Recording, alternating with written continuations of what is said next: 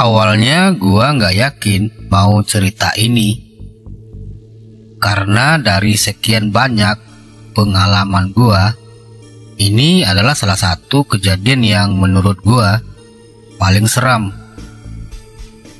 membekas bahkan sampai sekarang. Dan jujur, gua masih rada merinding kalau ingat kejadian ini. Jadi sebelum gua masuk ke ceritanya, gua cuma mau bilang, kalian boleh percaya atau nggak percaya kalau ada yang lain yang senantiasa hidup bersama kita. Terlepas dari itu, kita harus saling menghormati. Waktu itu hari mulai petang. Teman gua si Adi tiba-tiba bilang sesuatu yang ganjil. Bro, lu nggak pulang? Bentar lagi maghrib nih. Gua bingung, karena gak biasanya Adi atau teman-teman gua yang lain nyuruh pulang di saat maghrib adalah waktu yang tergolong sore bagi gua. Gua perhatiin teman-teman yang lain pada setuju. Gua memang kalau main biasanya ke desa tetangga, sebuah desa yang terletak di sebelah timur desa gua berada. Waktu itu gua masih SMK dan jalanan belum diaspal sama sekali. Jadi kalau naik sepeda seperti ngerasain geranjalnya batu kerikil. Desa gua dan desa tetangga satu kecamatan, hanya terpisah oleh sungai kecil dan sebuah pemakaman. Ya, pemakaman.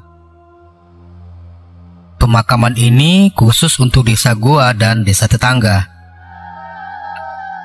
Jadi bisa dibilang ini adalah pemakaman satu-satunya dan untuk bersama. Karena teman gua juga bergegas mau pulang, akhirnya gua ngalah. Gua pun pulang. Meski sebenarnya gua masih mau main dan bercengkrama. Karena gua jarang sekali ketemu mereka di sela kesibukan gua di sekolah. Di sepanjang jalan yang dipenuhi rumah warga, gua baru sadar semua rumah tertutup. Menurut gua ini aneh. Gak biasanya jam sore seperti ini semua rumah warga sudah ditutup.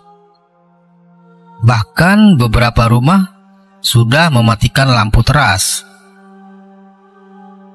Pos kamling yang berada di ujung desa yang biasanya ramai oleh bapak-bapak rumpi ternyata kosong. Gua tetap ngayuh sepeda dan masih memperhatikan rumah-rumah warga. Penerangan di jalan gak terlalu bagus, hanya dari lampu-lampu para warga. Tanpa gua sadari, gua sudah mau keluar dari desa dan memasuki jembatan yang di bawahnya dialiri sungai. Di sini akhirnya gua ketemu sama seseorang.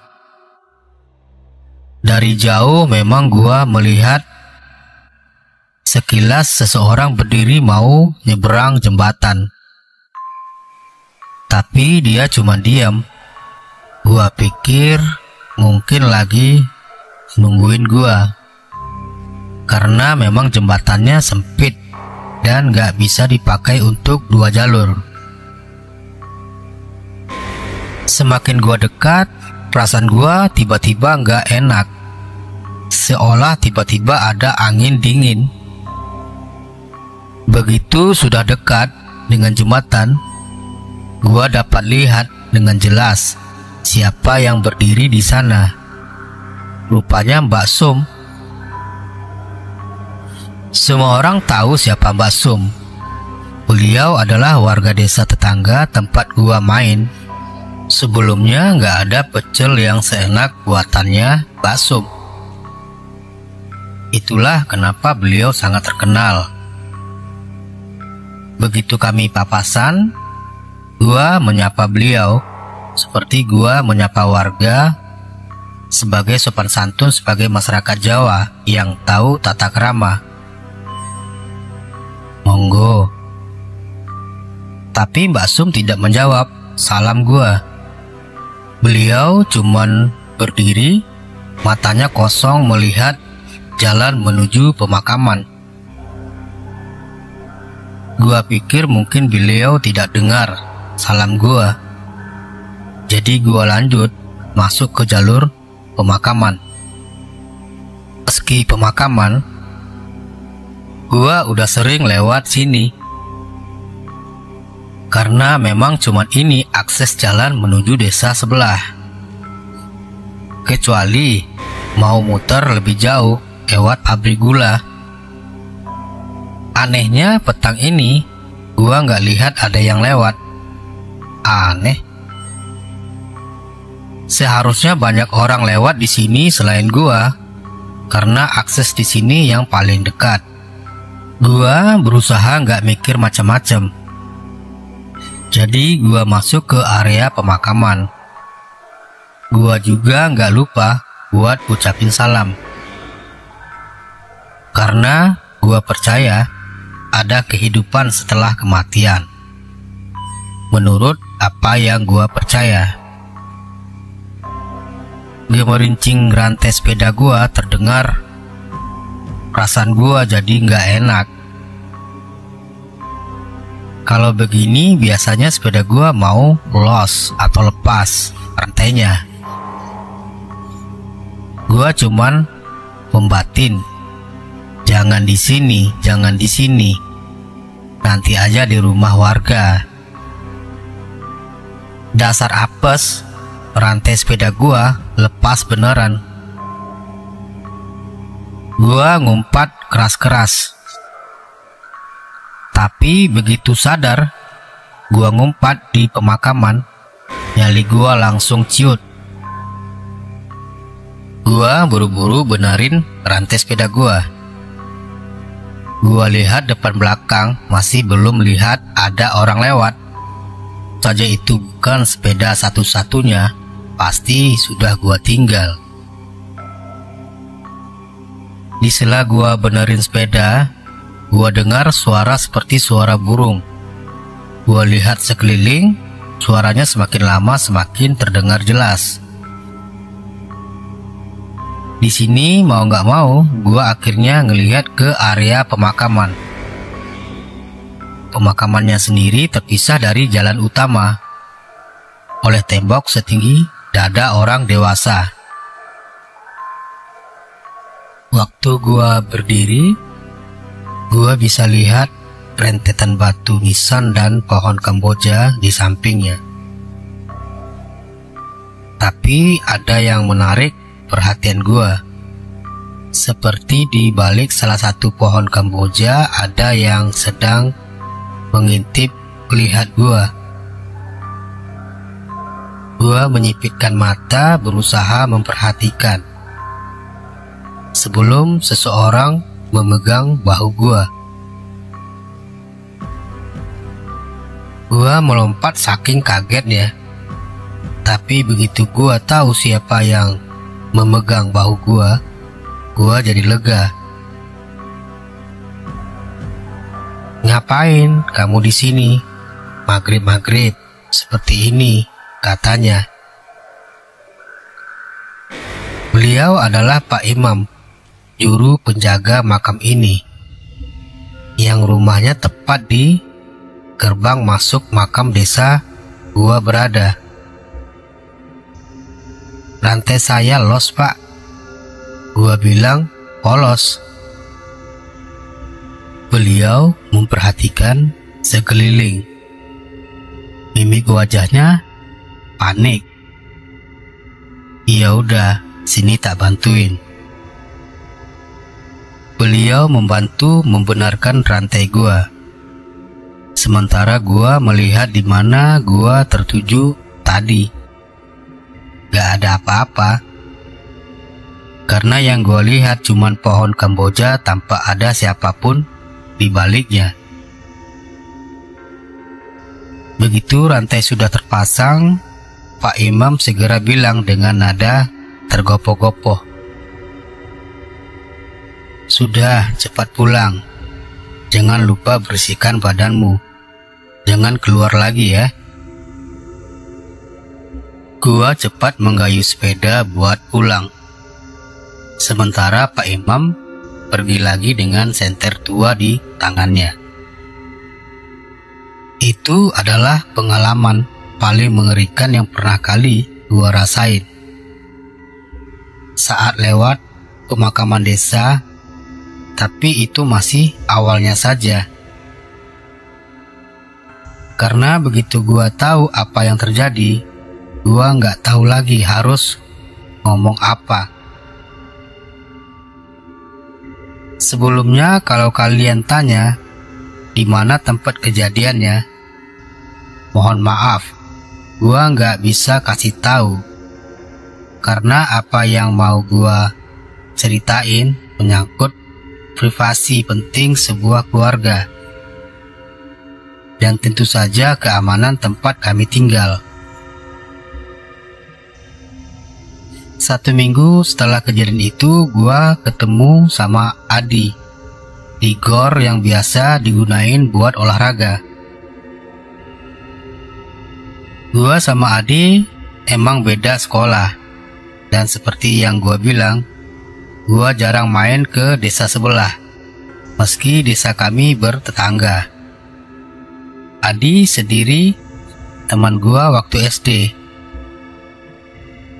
Gua basa-basi ngobrol sambil minum es tebu. Ngobrol, ngidul-ngidul, tiba-tiba gua ingat kejadian petang itu. Gua ceritain semua, mulai dari rumah warga sampai kejadian di pemakaman yang menurut gua seram itu. Tapi gua lupa detail cerita waktu gua ketemu Mbak Sum. Awalnya Adi nggak tertarik dengan cerita gua, dan soal rumah udah dikunci itu adalah hal yang lumrah terjadi. Gua tahu kayaknya Adi nutupin sesuatu. Gua juga cerita kalau di pemakaman kayak lihat ada orang ngintip gua dari balik pohon Kamboja sebelum Pak Imam datang. Adi masih nggak tertarik. Sampai akhirnya gua cerita, gua ketemu Mbak Sum di jembatan di atas aliran sungai antar desa. Di saat itu gua tahu Adi sangat pucat dan lihat gua dengan tatapan ngeri. Adi nggak ngomong apapun. Kemudian dia pamit karena dia kudu balik ke sekolah. Gua nggak penasaran sama sekali. Karena memang semua rentetan kejadian nggak ada yang perlu dibikin penasaran. Sampai akhirnya ketika gua di rumah dan nyokap bilang nggak masak, gua usul sama nyokap, beli pecelnya Mbak Sum saja, Mak. Nyokap gua cuman lihat gua dengan tatapan bingung. "Loh, kamu nggak tahu?" kata nyokap. "Tahu apa, Mak?" kata gua. "Mbak Sum udah meninggal 1 bulan yang lalu." Innalillahi. Gua cuman membatin karena gua baru tahu sekarang. Jujur aja, gua itu orangnya emang interaksi sosialnya kurang. Jangankan tetangga desa, tetangga sendiri gua kadang lupa namanya.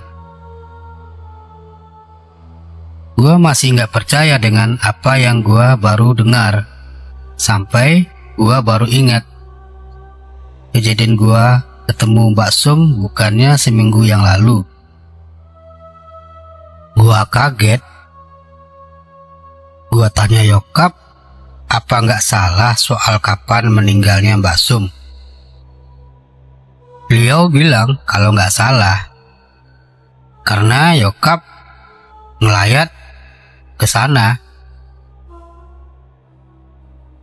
Tapi Yokap merasa ada yang aneh waktu pemakaman. Gua tanya apa, tapi Yokap nggak mau kasih tahu. Katanya pamali membicarakan kematian seseorang, dan nggak pantas saja yang begituan diceritakan. Gua mendesak Yokap buat mau cerita, karena gua sumpah penasaran, sekaligus gua mau mastiin lagi.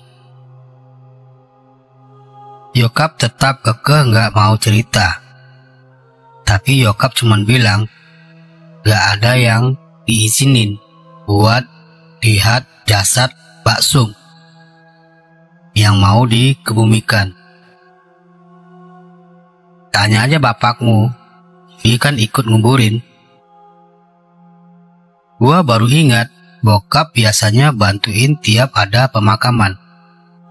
Jadi akhirnya gua nunggu bokap pulang kerja.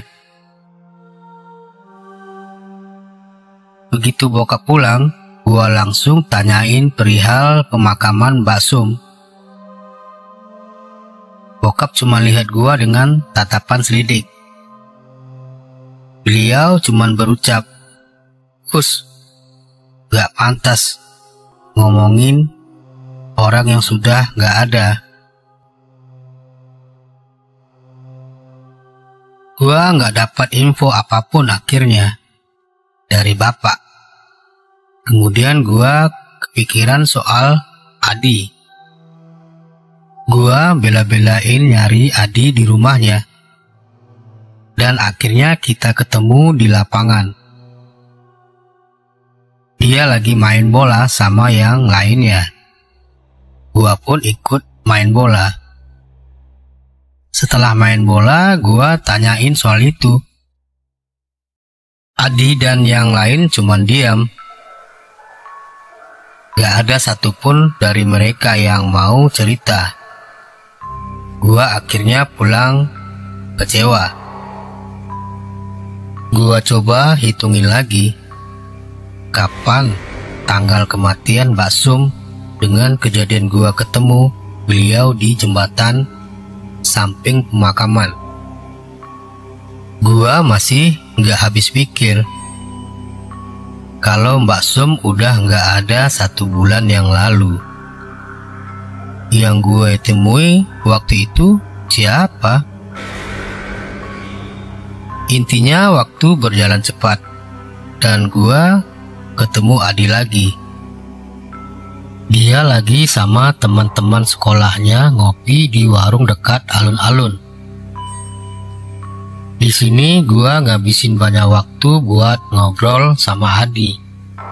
Sampai akhirnya dia nyeletuk. Lu masih penasaran kenapa gua nggak mau ngomongin soal Mbak Sum? Otomatis gua kaget. Udah lama gua nggak tertarik lagi sama hal itu. Dan udah meyakini mungkin gua salah lihat waktu itu. Tapi pertanyaan Aldi terlalu menggiurkan untuk ditolak. Jadi gua bilang masih tertarik. Adi ngeliatin sekeliling kayak mau bicarakan rahasia negara. Kemudian dia ngeliatin gua sambil setengah berbisik. Mbak Sum jadi pocong, bro. Dengar hal itu, yang pertama kali gua ucapin, astagfirullah. Lu jangan ngaco, Di. Ucap gua gak percaya. Adi nyanggah ucapan gua dan bilang, kalau 40 hari setelah kematian Mbak Sum, di desanya diteror oleh pocong yang menyerupai wujud Mbak Sum. Di sini, gua cuman diam, dengerin Adi ceritain semua informasi dan pengalaman semua warga kampung yang ngeliatin dengan mata sendiri. Adi masih terlihat takut, terdengar dari suaranya yang rada pelan, seolah-olah apa yang dia ceritain ini bakal ngejar dia kalau dia cerita ke seseorang.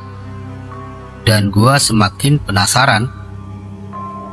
Singkatnya, Adi cerita kalau sebelum Mbak Sum meninggal, beliau sempat sakit keras. Nah, di sini Adi juga nggak tahu kenapa dia nggak ikut jenguk. Yang jenguk cuman ibu-ibu atau tetangga sekitar. Masalahnya rumor yang Adi dengar, sakitnya Mbak Sum itu nggak umum, alias ganjil. Kalau didengar dari nyokap dan bokapnya sendiri, di mana Adi curi dengar waktu mereka ngobrol kalau Mbak Sum dikirimi santet. Tapi orang tuanya Adi sendiri gak mau ambil spekulasi jauh. Yang jelas waktu lihat mukanya nyokap cerita, wajahnya antara ngeri dan shock. Anak-anak tetangga juga rame pada ngomongin Mbak Sum. Mereka penasaran apa yang menimpa beliau. Tapi waktu itu udah nggak boleh ada yang jenguk lagi. Rumahnya kayak sengaja ditutup dan nggak terima tamu. Cerita yang paling jelas yang Adi tahu dari kondisi Mbak Sum datang dari Bu Mi, tetangganya Mbak Sum sendiri yang kebetulan punya warung. Waktu Adi lagi nongkrong, kebetulan Bu Mi lagi cerita dengan tetangga yang lain. Di sini Adi dengar jelas Bu Mi bilang kalau wajahnya Mbak Sum aneh. Seluruh wajahnya menghitam dan kondisi matanya melotot. Gak cuman itu, bagian tubuhnya yang lain juga gak kalah hitam. Ada luka semacam melepuh dan juga dipenuhi nanah. Mbak Sum cuman meraung nahan sakit. Semua orang yang lihat katanya gak bisa ngomong apa-apa. Kayak semacam shock ngelihat ada hal seperti ini. Keluarga Mbak Sum sendiri juga nggak bisa berbuat apa-apa. Kabarnya mereka udah sempat memanggil orang pintar. Anehnya di sini, beberapa orang pintar baru lihat rumahnya, ada yang langsung balik bilang kalau dia nggak mampu. Ada yang sempat masuk tapi kemudian pamit. Katanya dia nggak bisa berbuat apa-apa.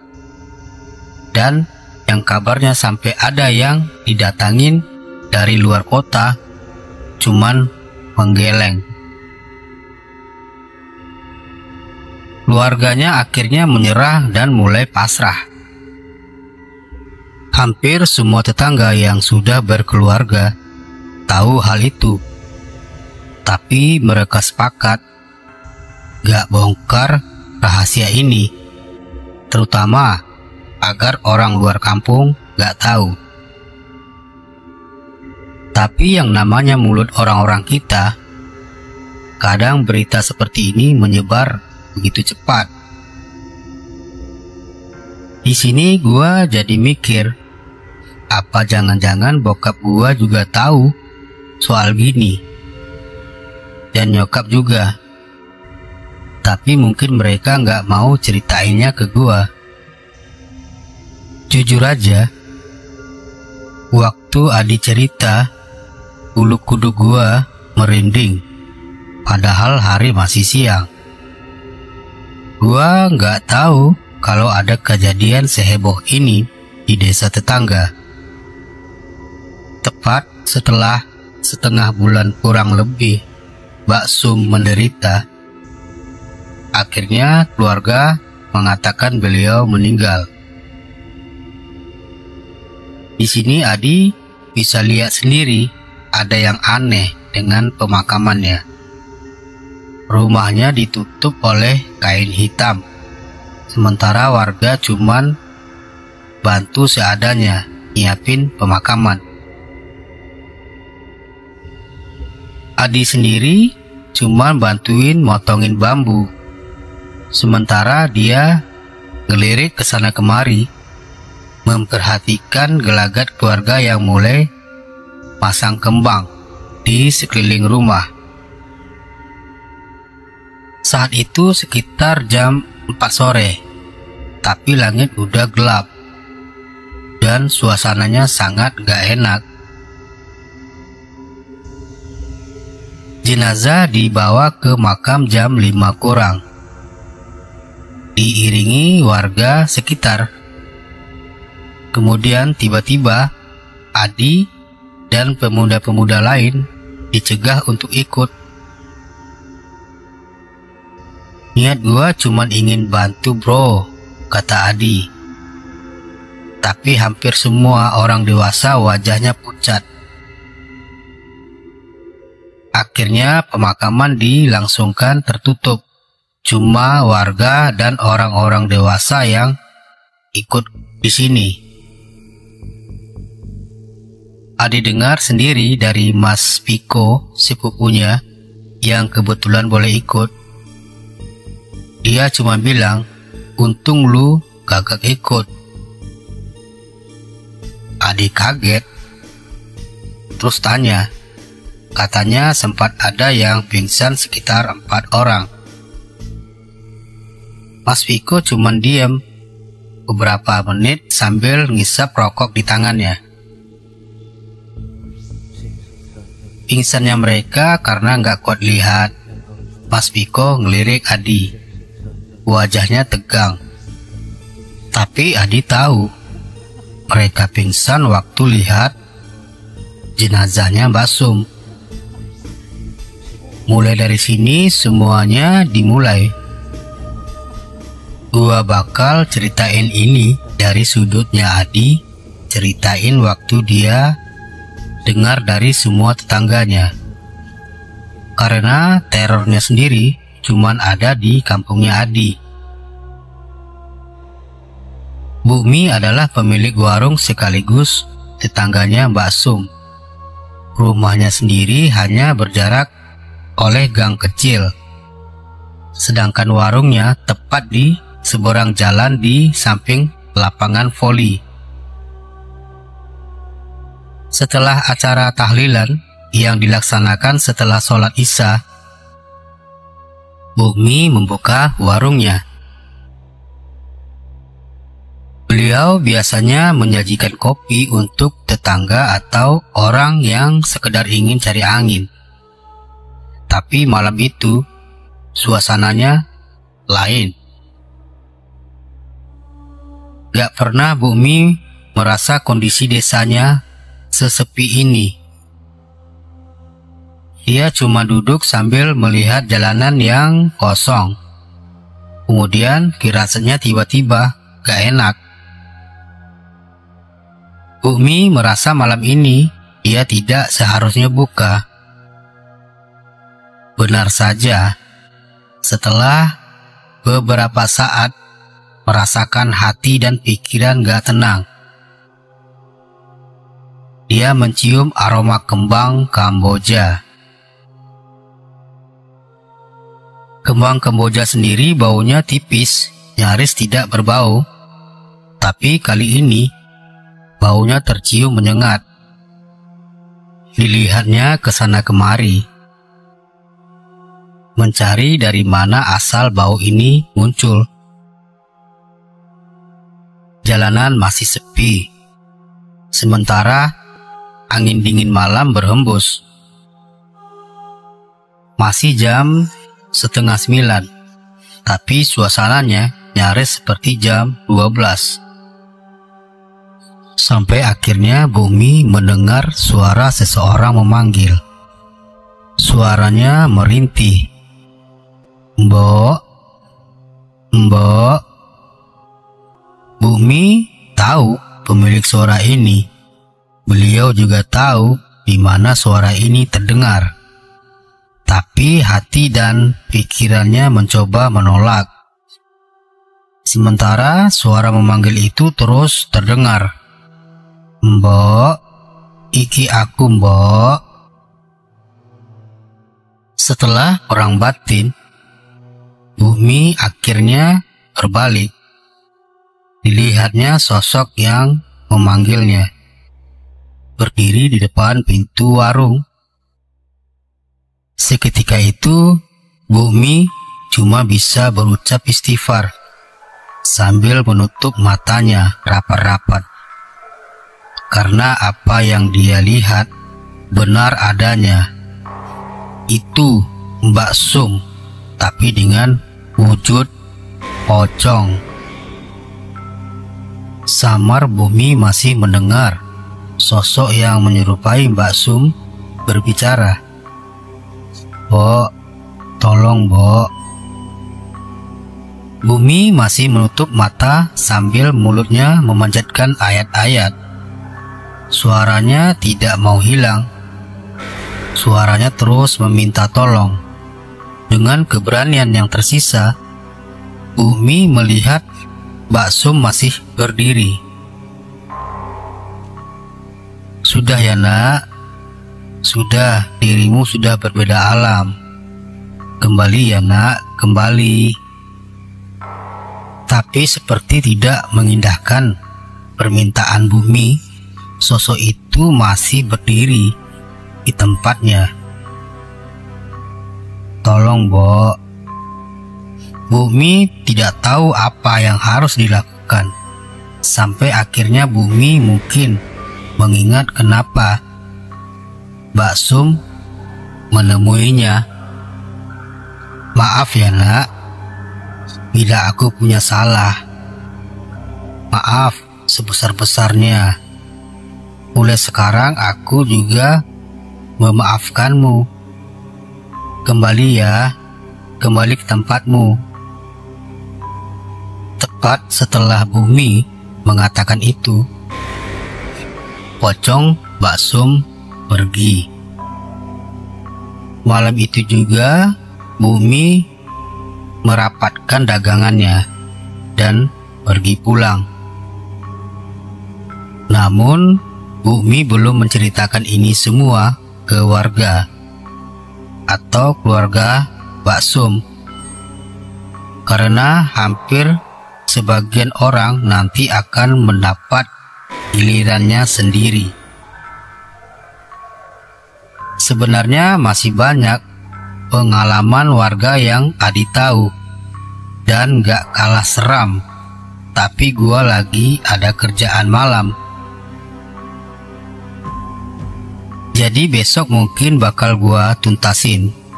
Dan alasan kenapa yang menurut gua dan Adi kalau pocong yang menyerupai Mbak Sum itu pilih-pilih korbannya.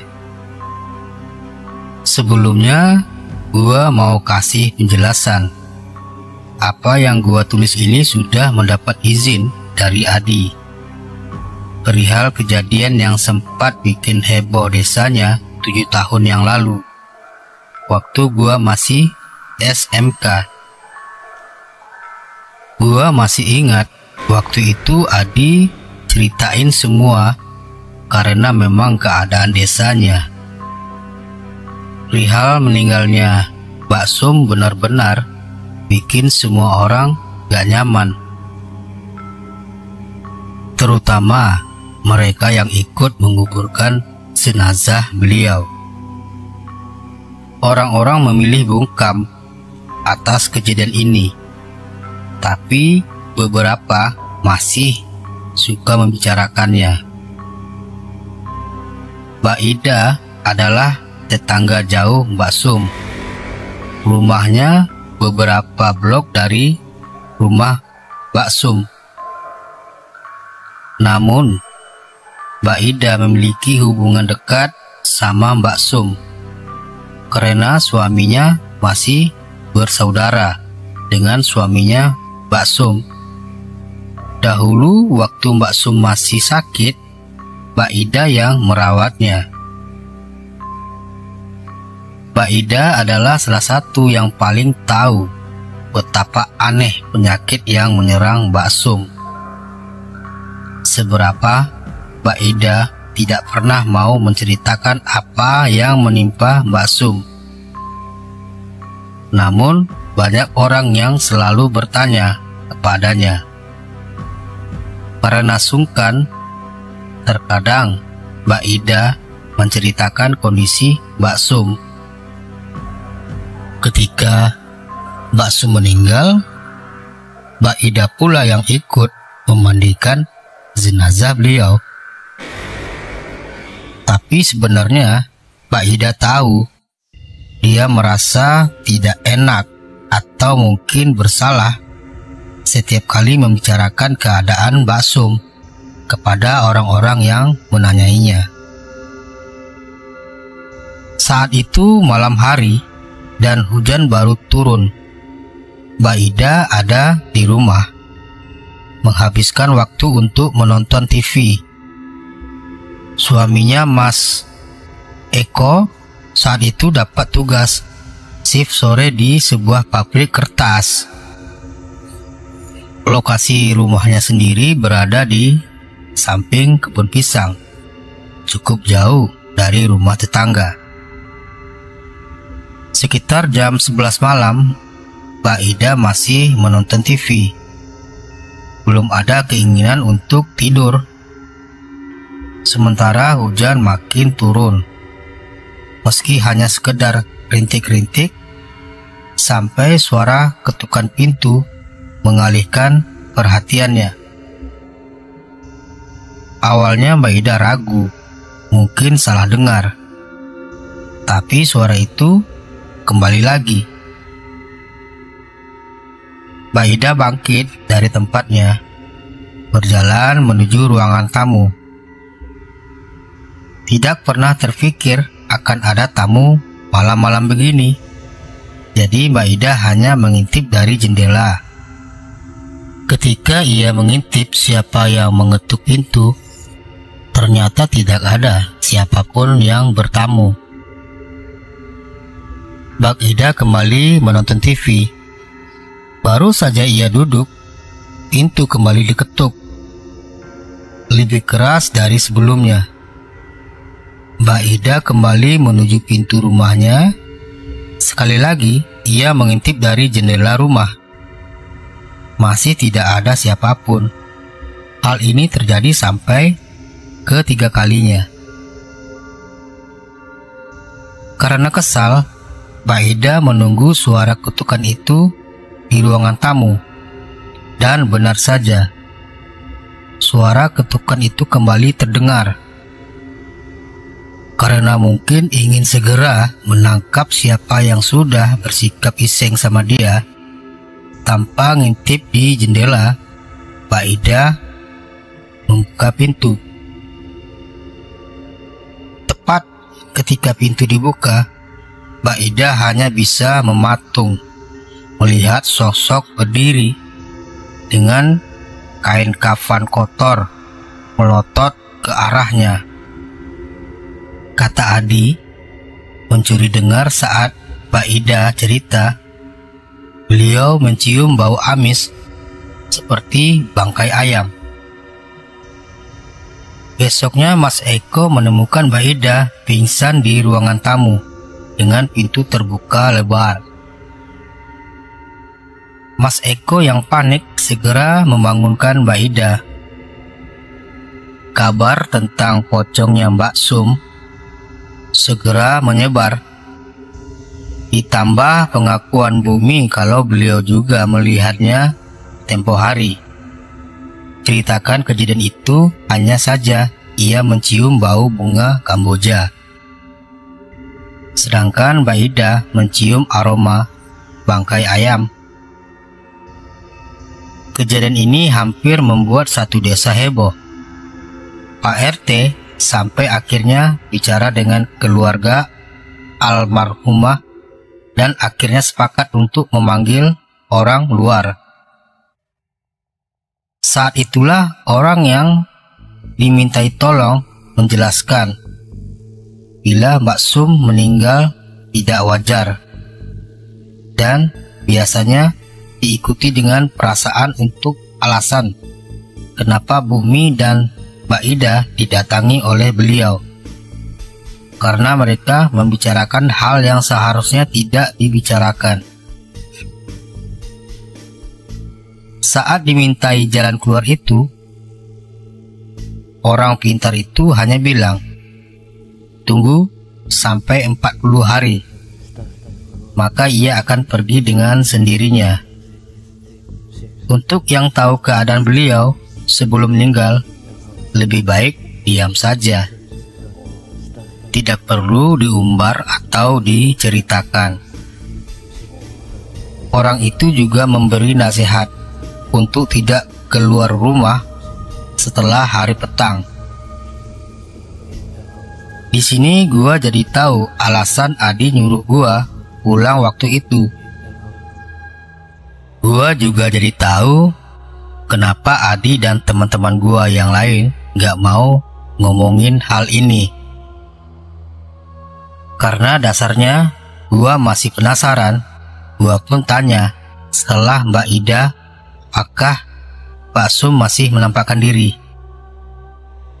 Adi cuman diam lama. Lalu dia bilang, 40 hari desa gua udah kayak desa mati. Dan karena hal ini tidak boleh dibicarakan.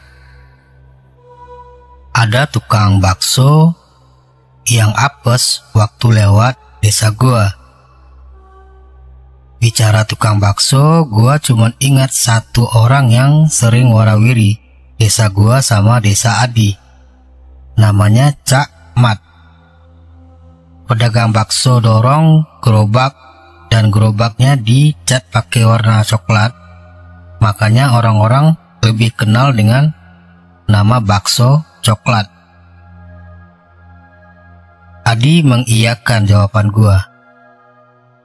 Bakso coklat biasanya berkeliling di desa gua sekitar jam 5 sampai jam setengah 6. Kemudian dia akan melewati desa Adi jam 6 lebih.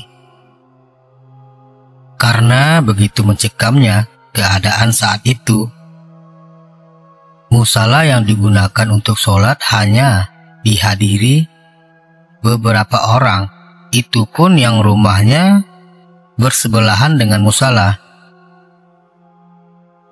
Bakso coklat lewat seperti biasanya dan tidak tahu apapun tentang apa yang terjadi di desa itu. Jam 6 sampai jam 7 jalanan sepi. Jadi beliau melewati desa Adi ke desa yang lebih jauh. Nah, entah apa yang dipikirkan sama Cak Mat, karena biasanya dia tidak kembali ke desanya Adi, tapi melewati pabrik gula ke desa-desa tetangganya. Tapi malam itu sekitar jam 11, Cak Mat kembali ke desanya Aldi. Mungkin beliau penasaran, karena nggak biasanya desa itu sepi. Sekaligus mungkin ia ingin menjajakan sisa dagangannya. Barangkali nanti ada yang mau beli. Ucuk dicinta, ulam pun tiba. Seseorang memanggil bakso coklat. Keluar dari rumah yang Cak Mat tahu sebagai rumah penjual pecel. Pak Sum keluar mengenakan daster yang biasa. Waktu itu Cak Mat tidak menaruh curiga sedikit pun. Beliau menerima mangkok yang dibawa Mbak Sum. Basa-basi seperti penjual pada umumnya, namun tidak diindahkan oleh Mbak Sum. Mbak Sum hanya diam saja, memperhatikan Cak Mat menjajakan dagangannya.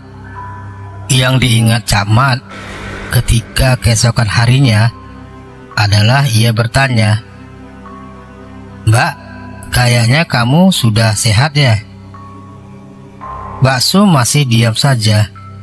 Cak Mat masih belum curiga.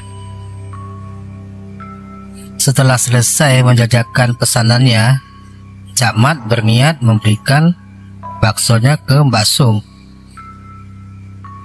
Tapi seperti disambar geledek, yang di depannya sudah bukan Mbak Sum lagi, tapi pocong yang wajahnya hitam pekat melotot ke arahnya.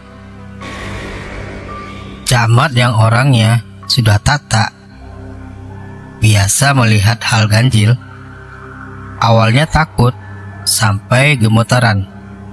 Mangkok yang dia pegang jatuh mengenai kakinya. Rupanya mangkok yang ia pegang juga berubah menjadi mangkok isi kembang yang biasa ada di pemakaman. Tapi setelah istighfar, beberapa saat kemudian Cak Mat berani menatap pocong di depannya. Yang diingat Cak Mat waktu itu pocong hitam yang menyerupai Mbak Sum waktu itu meminta tolong sama beliau. Jadi Cak Mat tahu kalau Mbak Sum sakit keras dan sempat menjenguk, tapi beliau tidak tahu kalau Mbak Sum meninggal setelah beberapa hari. Karena Cak Mat pulang ke kampungnya, malam ini adalah malam pertama dia berjualan lagi. "Mat, tolong Mat," minta Mbak Sum. Suaranya menderita. Cak Mat yang takut bercampur prihatin hanya menatap pocong Mbak Sum.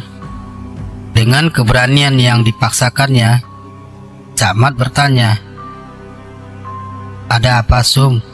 Minta tolong apa?" "Tolong Mat, bukakan tali pocongku." Cak Mat saat itu hanya diam, bimbang antara mau membantu atau tidak.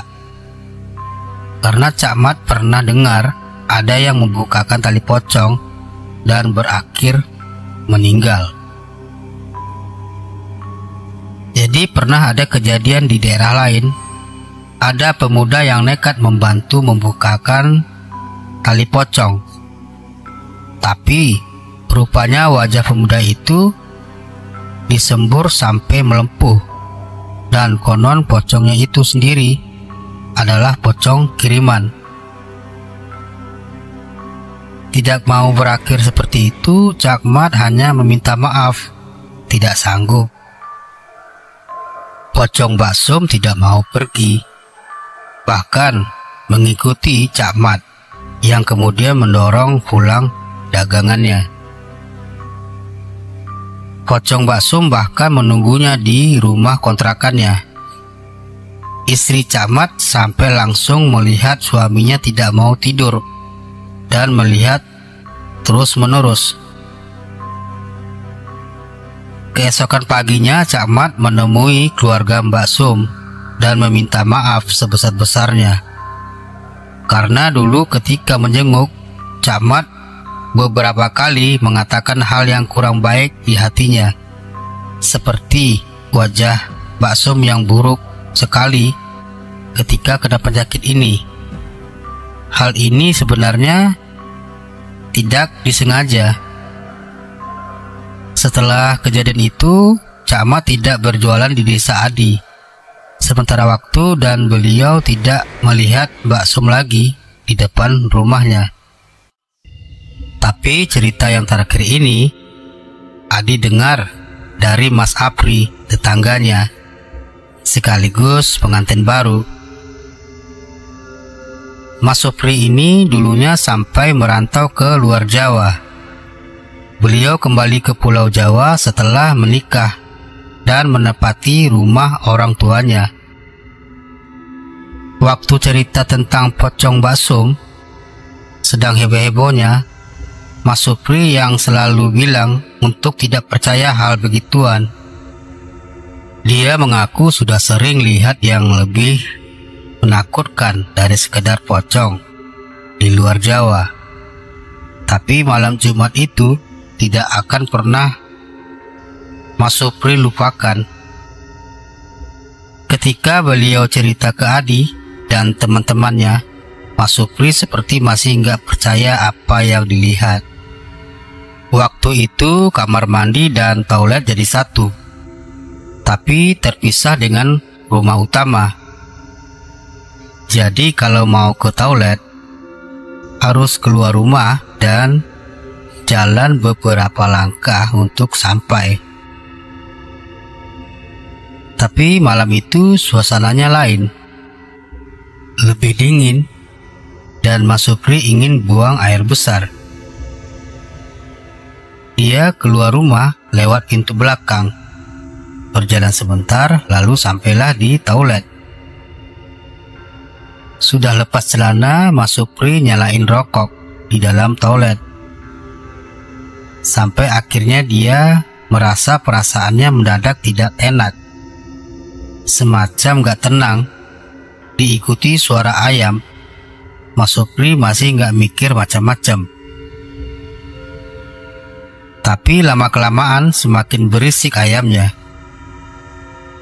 Belum selesai suara ayam, bau anyir langsung tercium. Sempat dia pikir asal baunya dari limbah buatannya, tapi baunya lain. Setelah selesai, dia bergegas keluar. Betapa kagetnya dia saat di luar toilet Mbak Sumi berdiri menyambutnya. Mas Supri tidak ngomong apa-apa, tapi langsung lewat dan masuk ke rumah. Dipikir sudah aman, tapi bau anyir masih kecium di hidungnya. Pas sudah masuk kamar, Mas Supri naik ke ranjang. Istrinya sudah tertidur lelap, tapi bau itu belum juga hilang. Karena sudah tidak tahan, Mas Supri membangunkan istrinya. Istrinya yang bangun dan sedikit kesal, kemudian bertanya, "Ada apa toh, Mas?" Mas Supri hanya bilang, "Dek, bacakan ayat kursi. Ada Mbak Sumi di sini." Mendengar itu, istrinya awalnya kaget, tapi segera mulutnya membaca, melantunkan ayat. Setelah bau itu hilang, istrinya cuman bilang, "Tadi Mas lihat ada Mbak Sumi ya?" Mas Supri cuma nunjuk sebelah almari. "Tadi Mbak Sumi berdiri di sana, Dek." Adi kemudian mengatakan setelah 40 hari itu, semua warga ramai mengadakan pengajian, khusus di dekat pemakaman. Dan setelah malam itu, pocong yang menyerupai Mbak Sum sudah tidak terlihat penampakan dirinya lagi. Tapi Adi masih diam. Setelah gua paksa bicara, Adi akhirnya mengatakan, katanya sempat masih ada yang lihat, tapi cuma di dekat pemakamannya. Dan yang lihat itu bukan warga desa, tapi orang umum. Terlepas dari apa yang menimpa desa dan musibah keluarga Mbak Sum, tapi belum ada yang bisa memastikan apakah itu benar-benar Mbak Sum atau jin yang menyerupai Mbak Sum. Karena pernah ada yang bicara kalau itu bukan Mbak Sum, tapi jin usil yang kebetulan ingin menggoda. Setiap kali orang-orang pintar yang didatangkan tidak mau bercerita perihal itu. Mereka cuma mengingatkan agar tidak lagi membicarakan hal-hal buruk yang menjadi aib saudaranya. Tapi tetap saja kehebohan ini dulu benar-benar membuat geger satu desa. Untuk yang tanya bagaimana sakitnya Mbak Sum, masih tidak ada yang tahu apa penyebabnya. Kabarnya itu kiriman dari orang yang tidak suka dan ingin mencelakai keluarga Mbak Sum. Gua yang benar-benar mengalami melihat Mbak Sum di jembatan saja masih kadang gak percaya kalau kejadian itu benar-benar terjadi. Jadi terserah kalian mau percaya atau tidak percaya, karena kebenaran hanya milik Allah Subhanahu wa Ta'ala. Dan gua cerita ini cuma ingin membagi pengalaman sekaligus semoga kita dapat belajar dari hal ini, bahwa membicarakan aib saudara, tetangga atau orang lain itu tidaklah baik, karena sebaik-baiknya kita kelak akan mendapat balasannya. Assalamualaikum warahmatullahi wabarakatuh.